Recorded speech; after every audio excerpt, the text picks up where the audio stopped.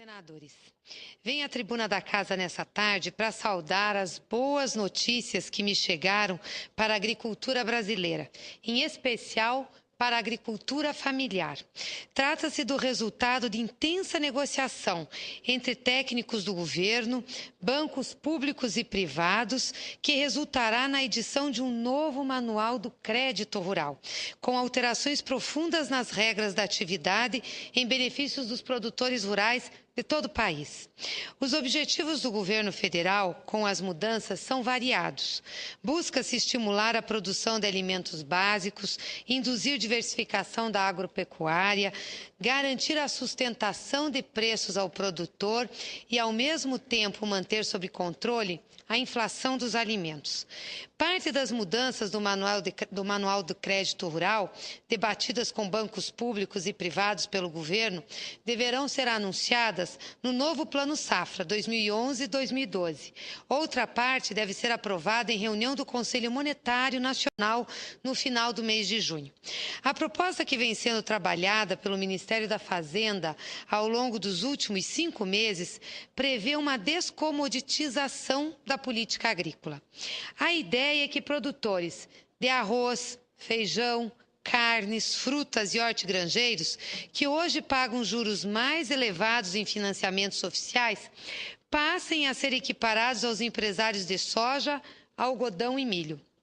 Além disso, o novo manual de crédito tentará desburocratizar as operações rurais, simplificar a concessão de recursos para custeio, investimento e comercialização das safras. A intenção do governo é tornar comum sua ação no setor a todos os produtores e não para uma cultura específica. O novo manual unificará os limites individuais de créditos, que passarão a ser liberados por CPF do beneficiário. Assim, os limites por cultura devem acabar, ou seja, não precisará mais ser especificado que tipo de cultura para receber o crédito.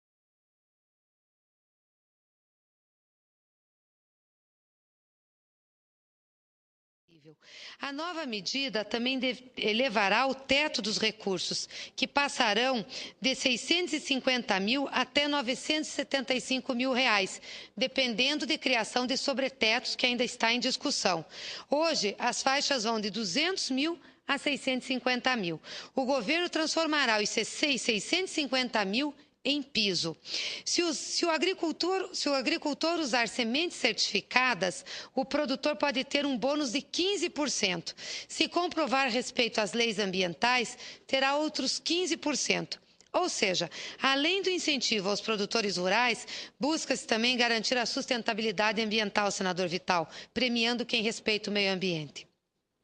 Para sustentar preço aos produtores durante os picos de safra, quando a abundância de oferta tende a derrubar cotações, o governo também dará ênfase à comercialização da produção.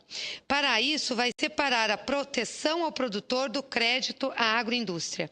Os empréstimos do governo federal devem acabar. Em seu lugar, o governo pretende criar 2 novos instrumentos: o financiamento para estocagem de produtos integrantes da política de garantia de preços mínimos e o financiamento para estocagem daqueles produtos que não são integrantes da política de garantia de preços mínimos. Assim, haverá uma elevação nos limites de crédito até 2 vezes ao que o produtor emprestou em custeio.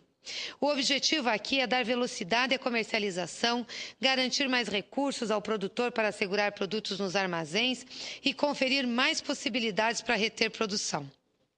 As mudanças incluem ainda a criação de uma espécie de crédito rotativo, um cheque especial, com limite de crédito mais amplo e prazo maior. Nesse caso, o governo ainda decidirá se o limite será 200 mil, 300 mil ou 500.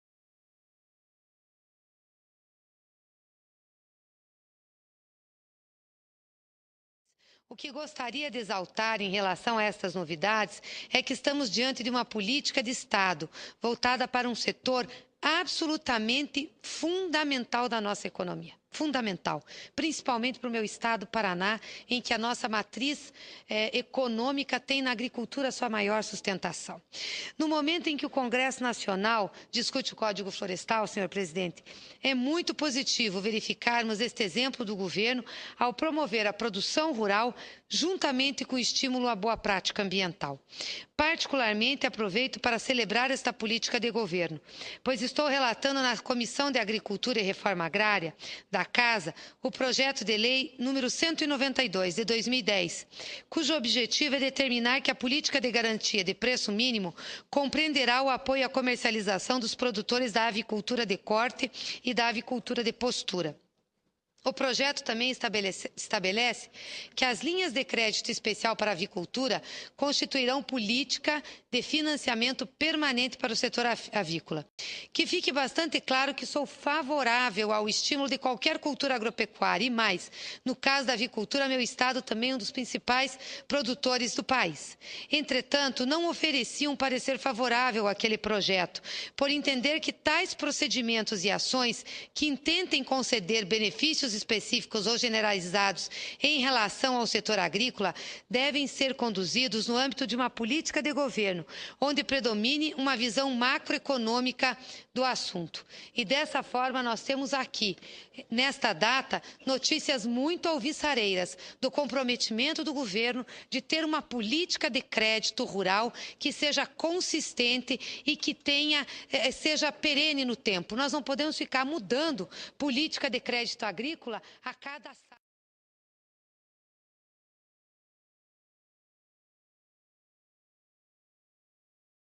nesse sentido. Uma notícia muito boa também foi dada pela presidenta Dilma quando se encontrou com os trabalhadores rurais, com a CONTAG, enfim, com a Federação dos Trabalhadores na Agricultura, e noticiou que os juros para o Pronaf, que aliás continuarão os 16 bilhões de reais de crédito para o Pronaf, nós não teremos redução, como se especulava, inclusive na imprensa, vão ser de no máximo 2,5%. 2,5%. Era de 4,5%, vão ser de 2,5%. Na realidade, nós temos aí uma relação negativa de empréstimo, o que ajuda os nossos pequenos produtores, nossos pequenos agricultores. Tenho certeza, senadora Ana Amélia, que muito em breve essa questão do endividamento, essas lutas para renegociação, os problemas enfrentados serão coisas do passado. O Brasil, graças a Deus, caminha para uma estabilidade e nós vamos ter, através de um grande debate com o governo, e tenho certeza que com colaboração dessa casa, colaboração de muitos senadores que trabalham nessa área há muito tempo, como é o caso de Vossa Excelência, o caso do senador Vital do Rego, vamos ter sim essa política muito aprimorada. Então, é por isso que eu saúdo com enorme satisfação essas medidas que serão anunciadas e que nós já conhecemos um pouquinho, pois objetivos pretendidos pelo projeto que relato na Comissão de Agricultura e Reforma Agrária e também por outros setores na produção agropecuária, estão basicamente atendidos na forma que considero adequada através de uma decisão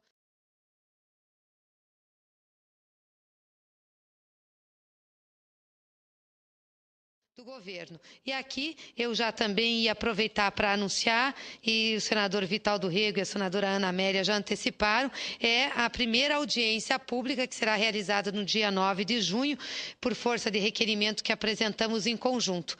E os convidados dessa primeira audiência pública serão o senhor Gilson Bittencourt, que é o secretário de Política Econômica do Ministério da Fazenda, o senhor Edilson Guimarães, secretário de Política Agrícola do Ministério da Agricultura, Pecuária e Abastecimento, o senhor Laudemir Miller, secretário da Agricultura Familiar do MDA, o senhor Roberto Smith, presidente do Banco do Nordeste do Brasil, e o ex-senador Osmar Dias, senador desta casa, que hoje assume e está ocupando a vice-presidência de agronegócio do Banco do Brasil. E, na sequência, teremos, como disse a senadora Ana Amélia, a discussão com os representantes dos agricultores numa audiência pública logo em seguida, já no dia 10 de junho. Então, encerro aqui congratulando-me com a Secretaria de Política Econômica do Ministério da Fazenda, em especial o senhor Gilson Bittencourt, pelo excelente e árduo trabalho realizado, que certamente contribuirá para o maior desenvolvimento da nossa produção rural, para o incentivo às boas práticas ambientais e ainda para a estabilidade dos preços dos alimentos. Trata-se, portanto, de uma ação de governo e eu espero com uma política de Estado com impactos positivos em toda a sociedade do país.